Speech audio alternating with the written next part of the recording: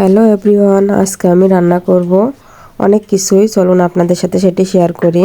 আমি প্রথমে বাটাবাটিগুলো করে নিলাম। আমি সবসময়ই নিজের হাতের বাটা মশলা পছন্দ করি, সেই জন্য আমি এখানে আদা বেটে নিয়েছি, জিরা বেটে নিয়েছি। এখানে খিচুড়ি ভাত রান্না করব। কি দিয়ে খাবো খিচুড়ি ভাতটা সেটাই আপনাদের সাথে শেয়ার করব। পরিষ্কার করে ধুয়ে নেওয়া রসুন, পেঁয়াজ, কাঁচামরিচ এগুলো আমি চাউলের ভিতর দিয়ে দিলাম। চাউল আমি মাসকালের ডাউল দিয়ে আমি এটি রান্না করছি খিচুড়িটা। এলাচ, দারচিনি, লবঙ্গ এগুলাও দেবো, হলুদ দিব, লবণ দিব। আমি এখানে 1 কেজি চাউল নিয়েছি। আমি হাফ চামচ হলুদ দিব, কারণ হলুদ দিলে খিচুড়ি ভাতটা দেখবেন অতটা টেস্ট লাগে না।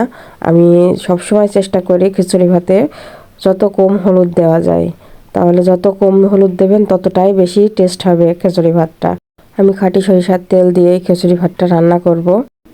এখানে আমি পরিমাণ মতো তেল দিয়ে নিচ্ছি। এবার আদা বাটা দিচ্ছি। অবশ্যই খিচুড়ি ভাতে আদাটা দেওয়ার চেষ্টা করবেন। আমি এখানে জিরা দিচ্ছি পরিমাণ মতো, পানি দিয়ে দিলাম। এবার হালকা একটু নেড়ে চেড়ে, খিচুড়ি ভাতে কিন্তু পানিও বেশিও দেওয়া যায় না, আবার কমও দেওয়া যায় না, কারণ এটা তো পরে ভাত ছড়ানো যায় না।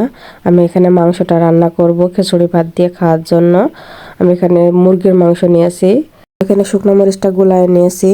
আদা, জিরা, রসুনটা আমি বেটে নিয়েছি এর ভিতরে। আমি কিন্তু পেঁয়াজটা বেটে দেয়নি। ওইদিকে আমার এক চুলায় ভাত হয়ে যাচ্ছে। আমি শুকনো মরিচটা ভালোভাবে পানির সাথে গুলাইয়ে দিচ্ছি, তাহলে তরকারিটার টেস্ট হয় ভালো, আবার কালারটাও খুব সুন্দর আসে। আমি এখানে আস্ত রসুন দিয়েছি 3-4টা। খিচুড়ি ভাতের সাথে আস্ত রসুন খুবই টেস্ট লাগে, সেই জন্য মাংসটাও অনেক সুস্বাদু হয়। এখানে আমার মাংসর থেকে পানি ছেড়ে আসছে। এই পানির থেকেই রান্নাটা হয়ে যাবে অনেকটাই।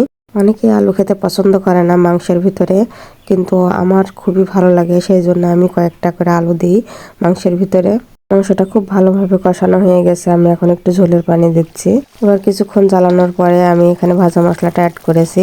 এবার আমি পরিবেশন করব। মাংসটা আমার হয়ে গেছে রান্না। এইভাবে বেগুন ভাজি দিয়ে, শুকনো মরিচ দিয়ে মাংস দিয়ে খেতে কেমন লাগে সবার কমেন্টসে জানাবেন। আর ভালো থাকবেন সবাই। আল্লাহ হাফেজ।